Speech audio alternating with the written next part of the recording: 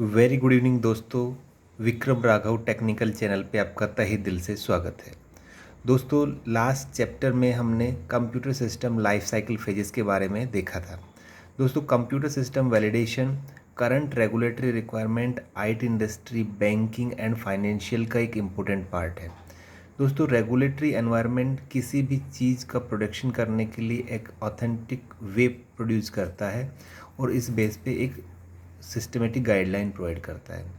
दोस्तों, last chapter से आगे चलते हुए अभी हम देखेंगे कि सिस्टम का जो फर्स्ट पार्ट है, इसमें कि आप प्रोजेक्ट फेज में रहते हैं, कंसेप्ट फेज के बाद में उसमें जो फर्स्ट डॉक्यूमेंट रहता है किसी भी इक्विपमेंट को परचेज करने या प्रोक्यूर करने के लिए, वो है सिस्टम इम्पैक्ट असेसमेंट। दोस्तों, सिस्टम इम्पैक्ट असेसमेंट क्या होता है?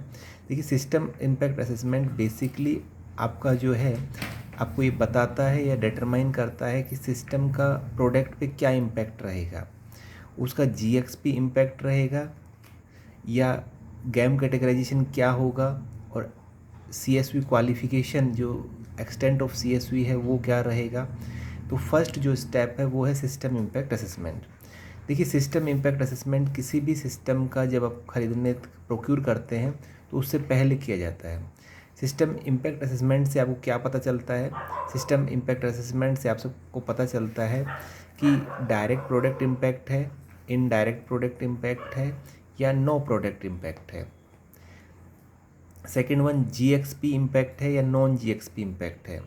गैम कैटेगराइजेशन क्या है उसका, कैटेगरी 3, 4, 5 में से किससे बिलोंग करता है सिस्टम, उससे वो हमें गैम सिस्टम इम्पैक्ट असेसमेंट से पता चलता है। और base on the these category जो है हम ये डिसाइड कर पाते हैं कि सीएसवी क्वालिफिकेशन को इसमें किस स्टेजेस का करना है और कौन से स्टेजेस इसके लिए अप्लीकेबल होंगी। तो यहाँ पे सिस्टम इम्पैक्ट असेसमेंट एक हमें जो है प्रारूप या एक आउटलाइन देता है कि आपका गैम कैटेगराइजेशन क्या रहेगा, उसका सिस्टम पे इम्पैक्ट क्या है, और आपको सीएसवी में कौन कौन से स्टेजेस उस क्वालिफिकेशन में करना मैंडेटरी रहेगा। ये तीन बातें सिस्टम इम्पैक्ट असेसमेंट से निकल के आती हैं। दोस्तों, नेक्स्ट जो पार्ट है वो इसी पे बेस्ड है कि सिस्टम इम्पैक्ट असेसमेंट जो है वो आगे हमें क्या देता है। देखिए, सिस्टम इम्पैक्ट असेसमेंट जो है सभी मैन्युफैक्चरिंग इक्विपमेंट्स का, इंस्ट्रूमेंट्स का या सिस्टम का करने का रिक्वायरमेंट रहता है।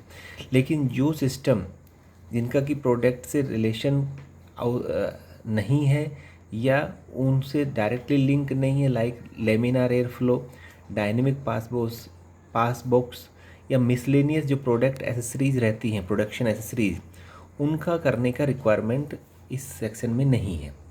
दोस्तों, फाइनल डिसीजन जो है सिस्टम इम्पैक्ट असेसमेंट आपको करना है या नहीं करना है, वो आप क्यूए की कंसल्टेशन या आईटी मैन्युफैक्चरिंग के साथ में मिलकर डिसाइड करते हैं। दोस्तों, इसके बाद में जो नेक्स्ट स्टेज आती है वो है 21 CFR पार्ट 11 असेसमेंट। दोस्तों, आपको 21 CFR पार्ट 11 करना है, वो सिस्टम की क्रिटिकलिटी और कॉम्प्लेक्सिटी पे डिपेंड करता है, और सिस्टम की क्रिटिकलिटी और कॉम्प्लेक्सिटी प्रोडक्ट इम्पैक्ट असेसमेंट से आपको पता चलती है। दोस्तों, जिन सिस्टम्स का प्रोडक्ट पे डायरेक्ट और इनडायरेक्ट इम्पैक्ट रहता है, या सिस्टम को जो है इलेक्ट्रॉनिक रिकॉर्ड डाटा स्टोरेज करने के लिए, तो उन सिस्टम्स में जो है 21 CFR आपको करने की रिक्वायरमेंट रहता है, जहाँ पर कि इलेक्ट्रॉनिक रिकॉर्ड और इलेक्ट्रॉनिक सिग्नेचर का रिक्वायरमेंट मैंडेटरी है। दोस्तों, नेक्स्ट है कि अगर आपके सिस्टम में यूजर मैनेजमेंट सेक्शन जो है सभी कंप्यूटर सिस्टम में होना ज़रूरी है।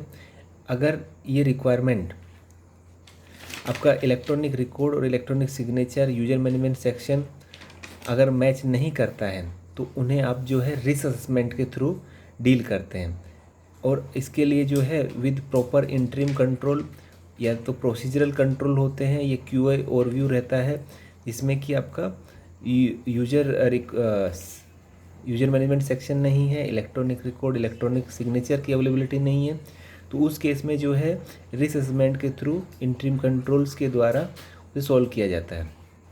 अगर फिर भी परसिस्ट रहता है, रिस्क जो है रहता है, तो सिस्टम को आपको अपग्रेड करने का रिक्वायरमेंट रहता है, और यूआरएस में आपको क्लियरली मेंशन करना पड़ता है कि जो रिस्क है उसे मिटिगेट करने की प्लानिंग क्या है। अभी जो है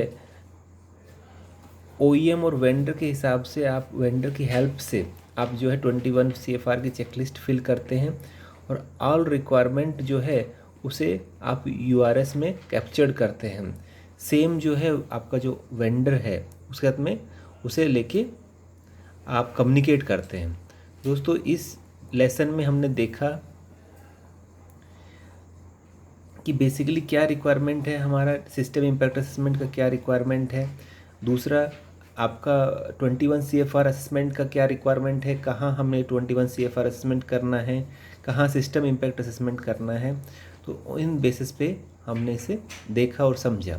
दोस्तों ये जो बेसिक नीड है कि सिस्टम इम्पैक्ट असेसमेंट करना है नहीं करना है, 21 CFR असेसमेंट करना है, वो इस चैप्टर से हमें क्लियर होता है। दोस्तों आप इस चैनल को सब्सक्राइब कीजिए, लाइक कीजिए और सपोर्ट कीजिए। थैंक यू वेरी मच दोस्तों, वंस अगेन थैंक यू।